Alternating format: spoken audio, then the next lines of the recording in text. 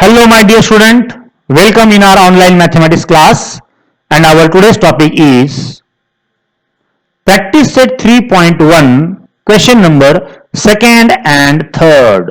Okay, let us start now. Okay बच्चों ध्यान से देखो, प्रैक्टिस सेट 3.1 के तरफ जाने से पहले बच्चों यहां पर कुछ बातें मैं बता रहा हूं, उसको ध्यान से समझ के लो. ओके, ध्यान से देखो बच्चों, यहां पर आपको एक पॉलिनोमियल दिया गया है जिसे आप मोनोमियल बोलते हो, सिंगल टर्म है मोनोमियल. अब बच्चों इस टर्म के अंदर ध्यान से देखो क्या क्या है.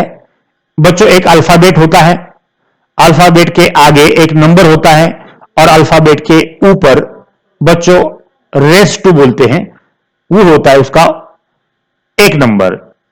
यहां पर बच्चों इस तरह से तीन पार्ट दिए जाते हैं किसी भी पॉलिनोमियल के. तो बच्चों यहां पर ये है क्या, इसको बच्चों बारकाई से समझ के लो. यहां पर m जो है वो हो गया आपका वेरिएबल.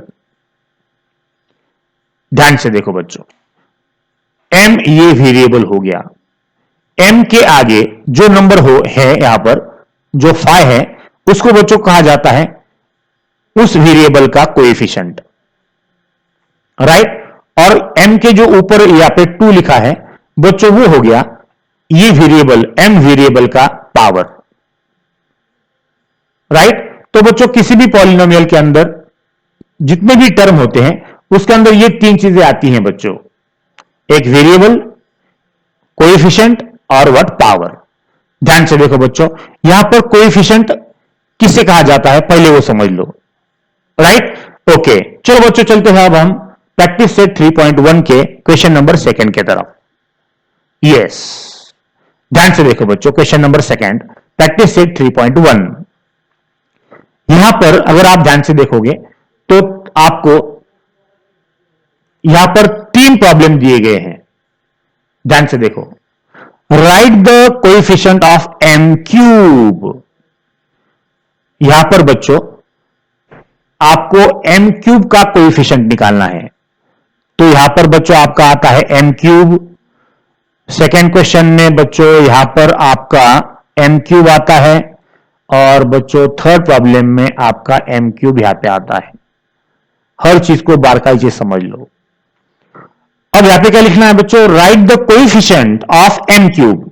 ये जो m क्यूब है ना बच्चों, उनके कोएफिशिएंट आपको लिखना है, राइट. ओके, अब बच्चों ध्यान से देखो किस तरह से लिखोगे. यहां पर तीन प्रॉब्लम है तो आपको तीन आंसर लिखना है. तो आंसर हम फर्स्ट का यहां पे लिखेंगे, फिर सेकंड का यहां पर और थर्ड का यहां पर लिखेंगे. ध्यान से देखो. चलो बच्चों मुझे बताओ किस तरह से आप कोएफिशिएंट लिखोगे. First one, m cube. यहां पर ये जो पॉलिनोमियल आपको दिया गया है उसका कोएफिशिएंट बताओ बच्चों. यहां पर आगे वेरिएबल के आगे बच्चों यहां पे कोएफिशिएंट होता है, यहां पे कुछ भी नहीं है, यानी बच्चों यहां पर आपका जो कोएफिशिएंट है वो हो गया 1. समझ के लो, राइट. तो यहां पर अगर आप ध्यान से देखोगे बच्चों, चलो यहां पर बच्चों मैं कलर चेंज करता हूं. ध्यान से देखो, व्हाइट ले लेते हैं हम. ओके, अब बच्चों मुझे बताओ यहां पर m क्यूब का कोएफिशिएंट यहां पर 1 है, तो आपका जो आंसर है यहां पर क्या आएगा बच्चों, आपका आंसर आएगा यहां पर 1. m क्यूब का कोएफिशिएंट सेकंड प्रॉब्लम में क्या है बच्चों, √3 और उसका साइन माइनस है. तो बच्चों आपका जो सेकंड क्वेश्चन है उसके अंदर जो आपको पूछा गया है कोएफिशिएंट ऑफ m क्यूब, बच्चों वो क्या आएगा, -√3. ध्यान से देखो बच्चों, -√3 आएगा. ओके, चलो अब थर्ड प्रॉब्लम में ध्यान से देखो बच्चों, यहां पर m क्यूब है, उसका कोएफिशिएंट आपको लिखना है और बच्चों m क्यूब का कोएफिशिएंट यहां पर होगा -2/3. -2/3. ध्यान से देखो बच्चों, राइट. तो इस तरह से बच्चों क्वेश्चन नंबर सेकंड आपका खत्म हो गया. ओके, चलो बच्चों इसको मैं रब करता हूं. ध्यान से देखो, इसको लिख लो पहले. चलो रब करो. ओके, चलो बच्चों अब हम चलते हैं थर्ड प्रॉब्लम की तरफ. ध्यान से देखो.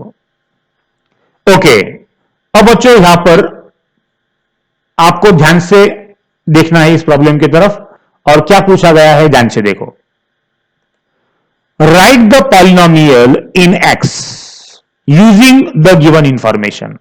आपको यहां पर बच्चों 3 पॉलिनोमियल दिए गए हैं, तो उसके आंसर्स बच्चों आपको इस तरह से लिखना है 1, 2 और 3। राइट, ये हो गए उसके आंसर्स। अब बच्चों ध्यान से देखो, आपको लिखना है मोनोमियल विथ डिग्री 7। अब बच्चों आप अगर ध्यान से देखोगे तो यहां पर आपको इस्तेमाल करना है वेरिएबल x। तीनों प्रॉब्लम के लिए x वेरिएबल ही आपको इस्तेमाल करना है। तो बच्चों आप मोनोमियल लिखना है विथ डिग्री 7। अब डिग्री यानी क्या, हाईएस्ट पावर, तो पावर हाईएस्ट पावर 7 होना चाहिए। और बच्चों मोनोमियल यानी एक ही टर्म होना चाहिए, एक ही टर्म और डिग्री 7। कैसे आएगा बच्चों आंसर, एक ही टर्म तो हम लिखेंगे ओनली x, और डिग्री 7 यानी उसका पावर हाईएस्ट पावर बच्चों 7 हो गया।